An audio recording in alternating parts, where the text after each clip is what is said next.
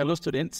So আজি এই পাঠটোত আমি বিশেষকৈ আলোচনা কৰিম আমৰা আজিৰ এই ভিডিঅ'টোত আমি আলোচনা কৰিম তোমালোকৰ চেপ্টাৰ লেসন 2 ৰ মাই নেটিভ ল্যান্ড একদম ভিডিঅ'টো একদম শেষলৈকে চাবা আৰু এইটো ক্লাছত তোমালোকে এই ভিডিঅ'টোত তোমালোকে যদি ভালদৰে চোৱা না সত্যটো তোমালোকে নিশ্চয় মই কৈছো না এইটো কবিতাৰ কাৰণে তুমি টেনচন নব নালাগে এইটো তোমালোকে যেটো পঢ়িবা এতিয়া এইটো কাৰণে তোমালোকে কোনো কোৱেশ্চন এনসাৰ চিন্তা কৰিব নালাগে গোটেইখিনি তোমালোকে বুজি পাই যাবা ঠিক আছে মাত্ৰ এইখিনি অকমান সময় মনোযোগ দি তোমালোকে এইটো পঢ়িবা ঠিক আছে সবন এটা পেৰাগ্ৰাফ পঢ়িম তাৰ পিছত মই অসমীয়াত তোমালোকক বুজাই দিম আৰু বহুতে এইটো পঢ়িব নাজানে কাৰণে পঢ়িব নোৱাৰে আৰু কষ্ট কৰিব নোৱাৰে ঠিক আছে সো সেই কাৰণে তোমালোকে মই যেতিয়া পঢ়িম ন তেতিয়া মোৰ লগতে পঢ়িব কাৰণে যত্ন কৰিবা আৰু যেটো ফাৰ্স্ট পেৰাগ্ৰাফটো মই পঢ়াম তেতিয়া মই তোমালোকক এই পেৰাগ্ৰাফটো অৰ্থনো কি অসমীয়াত মই তোমালোকক বুজাই দিম ঠিক আছে বহুতে বুজি নাপায় স্কুলত মনোযোগ দি দিয়ে হয় নাই সো সেই কাৰণে আমি ইয়াতে ভালদৰে পঢ়িম তোমালোকে একদম ভালদৰে মনোযোগ দিবা ঠিক আছে মাই নেটিভ ল্যান্ড মানে মোৰ জন্মভূমি ঠিক আছে he asked me the old man by the street blind lonely and poor and rude tell me what my land is like ইয়াতে কি কৈছে he asked me the old man by the street ফটোখন ইয়াতে ভালদৰে চোৱাচোন তোমালোকে ভালদৰে বুজি পাই যাবা এতিয়া এজন বৃদ্ধ ব্যক্তি আমি ককা বুলি কওঁ মানে নাই বৃদ্ধ ব্যক্তি আমি ককা বুলি মাতো আৰু যেনে কোন মানে ছোৱালী তেতিয়া পথাৰে মানে এই ৰাস্তাৰে মানে বৃদ্ধ ব্যক্তিজনে যাই আছিলে ককা যাই আছিলে ককাই তেতিয়া কণমানি ছোৱালীজনে সুধিছে আৰু এই কণমানি ছোৱালীজনী কিন্তু কবি হিচাপে কথাখিনি কৈ আছে অৰ্থাৎ কবিতাটো যোনে লিখিছে তেখেতে এই ছোৱালীজনীৰ দৃষ্টিৰে কথাখিনি কৈ আছে ককাজনে কি উঠিছে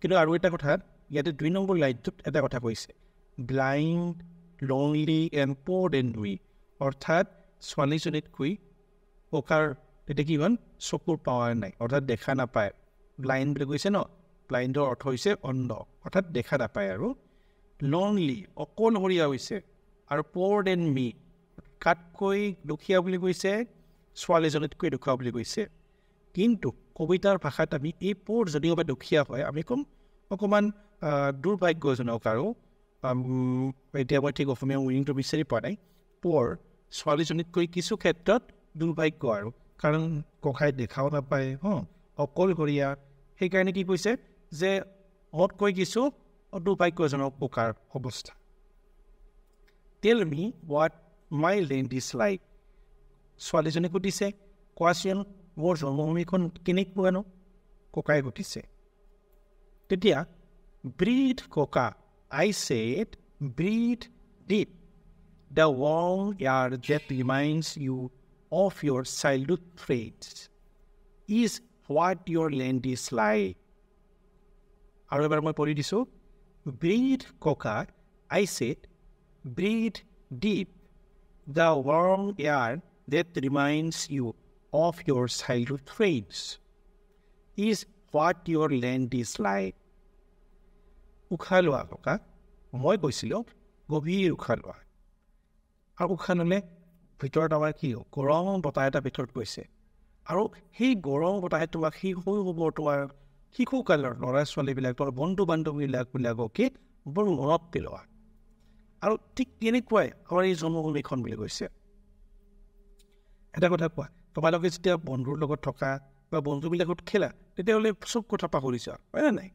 তো ভাল লাগে আমি লগবিলাকৰ লগত খেলি কিনে আৰু সেই যিটো ভাল লগা মুহূৰ্ত তাৰ লগত কল্পনা কৰিছে কিহৰ লগত এই গোটেই জন্মভূমিৰ লগত ৰিজাইছে মানে মিলাব যত্ন কৰিছে বুজাব যত্ন কৰিছে ককাক কাৰণ ককাইটো দেখা নাপায় চ' তৃতীয় আমি পেৰাগ্ৰাফটোত চাম এতিয়া the cool breeze on your face this morning after last night's endless thunder and rain is the peaceful breath of your land যোৱা ৰাতি নিৰানেপেৰাকৈ ধাৰসাৰ বৰষুণ আহিছে ঠাণ্ডা মানে বজ্ৰপাত আহিছে ঠাণ্ডা মানে কি বজ্ৰপাত ঢেৰেকনি হৈছে তাৰ কিছু কাৰণে কি হৈছে এই ৰাতিপুৱাটো ঠাণ্ডা হৈ আছে আৰু তাৰ ফলত লাহে লাহে কিছুমান বতাহ যাই আছে মৃদু বতাহ এজাক যাই আছে আৰু আহি মুখত পৰিছে, তোমাৰ যে মুখত পৰিছে, ককাৰে মুখত পৰিছে, এই বতাহ জাকৰ নিচিনা কি কৈছে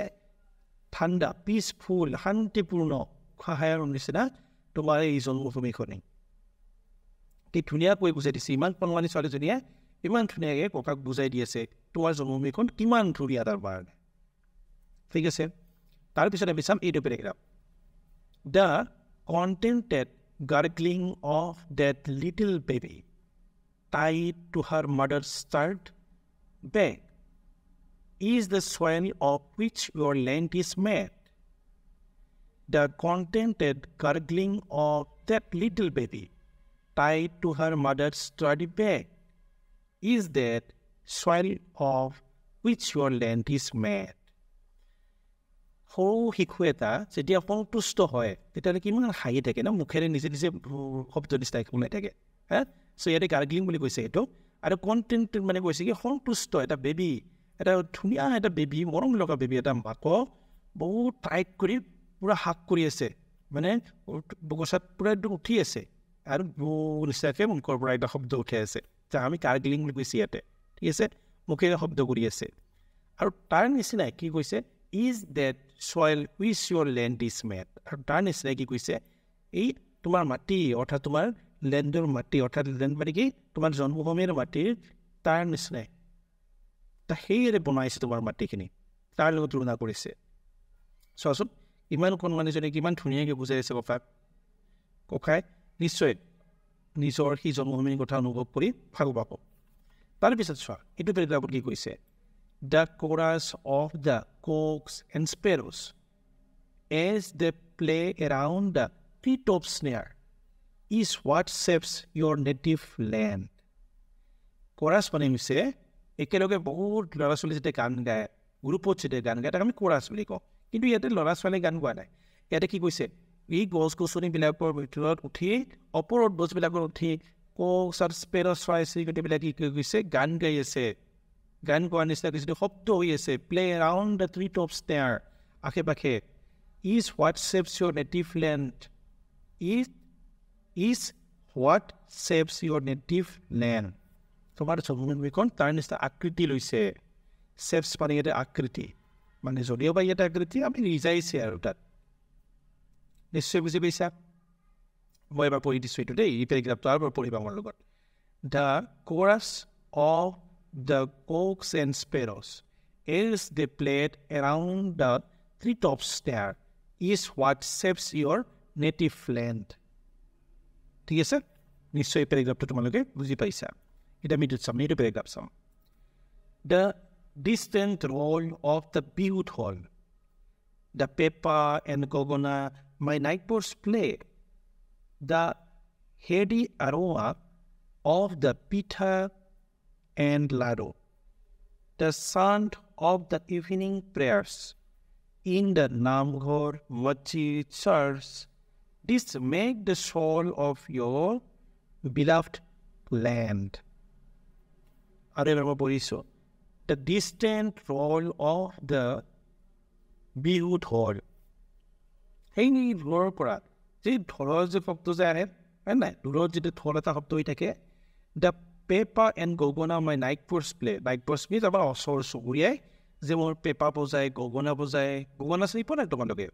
এই যে বাঁহৰ যে বনায়, নাচনীবিলাকে বোৰৰ যে ওপৰত গুজি লৈ বিহীন আছিলে আৰু মাজতে আহিছে গান গাই, ঠিক একেদৰে সেইটো কি কৈছে নাইট বাৰ্ডছ প্লে সিহঁতে বুজায়। ঠিক আছে, the heady aroma of the pitha and laddu, the heady aroma of the pitha and laddu. তাৰপিছত কি কৈছে যে এই যে আমি পিঠা লাড়ুৰ প্ৰতি আমাৰ এটা হেৰি আছে নাই, মানে আকৰ্ষণ আছে নাই, সেই আকৰ্ষণ পিঠা লাড়ুৰ প্ৰতি যিটো আমাৰ আকৰ্ষণ তাৰ লগত তুলনা কৰিছে। চোৱাচোন ই ধুনীয়াকৈ তুলনা কৰিছে আমাৰ জন্মভূমিখনিক। The sound of the evening prayers, এই যে সন্ধিয়া সময়ত নামঘৰ মছজিদ চাৰ্চবিলাকত প্ৰেয়াৰ কৰে নাই, পূজা কৰে নাই, তাৰ কাৰণে জপ কৰে, তাৰ লগত তুলনা কৰিছে। কি কৈছে দিছ মেক দ্য চল, আৰু এইবিলাকে আমাৰ কি কৈছে এইটোৱে আত্মা, চল মানে কৈছে আত্মা, আমাৰ নিজৰ আত্মাটো লাভ অফ ইয়ৰ বিলাভড, মৰমৰ তোমাৰ এই জন্মভূমিখন, এইবিলাকে হৈছে আমাৰ তোমাৰ জন্মভূমিখনৰ আত্মা বুলি কৈছে।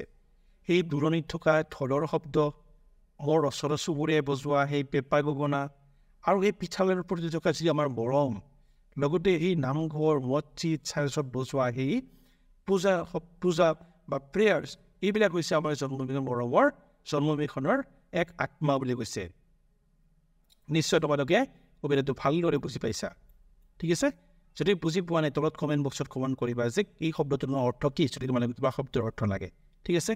আমি নেক্সট এটা ভিডিঅ'ত এই পাঠটোৰ গোটেই কুৱেশ্যন এনচাৰ আমি আলোচনা কৰিম দেই। ইয়াতে যিমান কুৱেশ্যন এনচাৰবিলাক আছে আমি আলোচনা কৰিম।